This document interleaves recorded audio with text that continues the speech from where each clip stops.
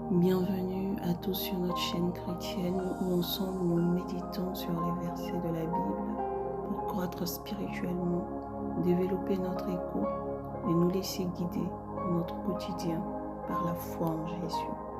Octobre rose, tous contre le cancer, dénouons-le nœud. Chaque année, partout dans le monde, le mois d'octobre est dédié à la lutte contre le cancer du sein. Les campagnes pour le dépistage se multiplient.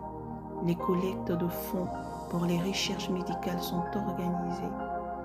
Durant cette période, un peu partout, des monuments sont habillés de couleur rose.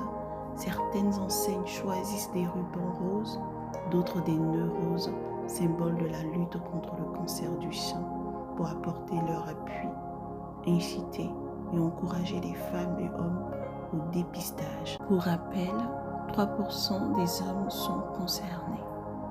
Notre part en tant que chrétiens, famille, amis est d'apporter du réconfort en soutenant les personnes malades. Ouvrons la Bible, Galates 6, verset 2. Portez les fardeaux les uns des autres, et ainsi vous accomplirez entièrement la loi du Christ. Le cancer bénin ou malin est un fardeau dont on espère se débarrasser en trouvant la guérison. Parfois, tout laisse à croire que la maladie est envoyée comme jugement à cause du péché. Jésus est resté pur du premier au dernier jour de sa vie humaine. Pourtant, il a été accusé à tort et condamné. On lui a arraché la barbe, fait porter une couronne d'épines, transpercer les pieds et bras avec des clous, souffrance et douleur inimaginables. L'histoire de Jésus prouve que son affliction ne peut pas être un jugement, car Jésus n'a point péché. Ésaïe 53, verset 4.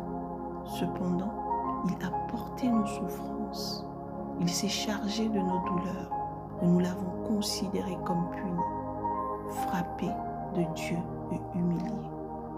Ce que nous devons analyser, c'est la souffrance et l'humiliation qu'il a endurée. Comme les personnes atteintes de cancer souffrent à l'intérieur et physiquement, supportant la douleur des opérations, l'ablation du sein ou autre, et la transformation des parties du corps touchées par la maladie. Jésus a connu cet état aussi. J'aimerais te dire à toi qui m'écoutes que la délivrance est en Dieu. Jésus a guéri l'hémorragie, la stérilité et bien d'autres. L'apôtre Paul, par l'imposition des mains, guérit le père de Publius de la fièvre et de la dysenterie. Que la maladie soit juste une appellation et que ces personnes malades sentent une miraculeuse restauration de toutes les cellules de leur être. En Dieu, tout est possible, parce qu'avec le Seigneur, nous ne vivons pas le naturel, mais le surnaturel. Une santé de fer, un corps sain, un esprit en parfait état, et la volonté du Seigneur pour ses enfants. Les miracles et les prodiges ne sont pas racontés pour alimenter des prédications. Non, ces témoignages montrent l'exaucement de la prière de certains. Ce sont des messages forts pour édifier les autres dans une période d'incertitude. Ouvrons la Bible, 2 Corinthiens, chapitre 12, verset 10. C'est pourquoi je me plais dans les faiblesses, dans les outrages, dans les calamités, dans les persécutions, dans les détresses, pour Christ, car quand je suis faible, c'est alors que je suis fort.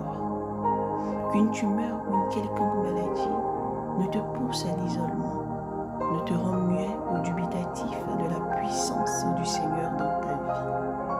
C'est le moment de s'accrocher et de continuer à croire en sa guérison. La foi déplace des montagnes, la foi sauve, la foi guérit, la foi apporte à la vie l'inexistant. Le Dieu des capacités infinies qui est le Seigneur, le conseiller par excellence, dans le livre des Psaumes, le consolateur dans le livre de Jean, le docteur en Exode, te guérira. La Bible écrit, seulement si tu crois, tu verras la gloire de Dieu se manifester dans ta vie et tu dénoueras le nœud qui te maintient. Vous pourrez donner l'occasion à de la famille, des amis et collaborateurs de découvrir